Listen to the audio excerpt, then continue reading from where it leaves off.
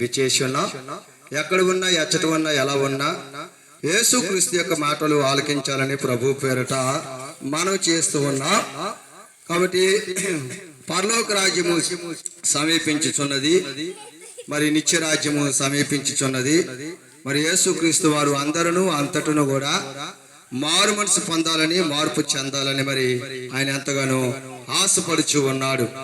మరి మనకి మార్పు రావాలన్నా, మారు మనసు రావాలన్నా, పాపాల నుండి ప్రాయశ్చిత్తము కలగాలన్నా ప్రభువైన యేసుక్రీస్తు వలన మాత్రమే.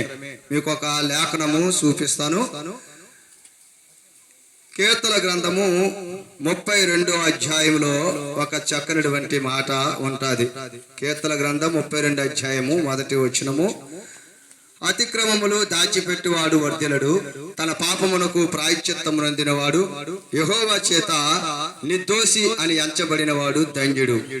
అతిక్రమములు దాచిపెట్టువాడు వర్ధిల్లడు, యెహోవా చేత నిర్దోషి అని ఎంచబడినవాడు ధన్యుడని. ఎవరు ధన్యులు?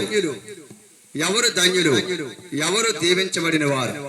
ఎవరు ఆశీర్వదించబడిన వారు? మనం అనుకుంటాం ఈ లోకంలో, భూలోకంలో ఉన్నావు కనుక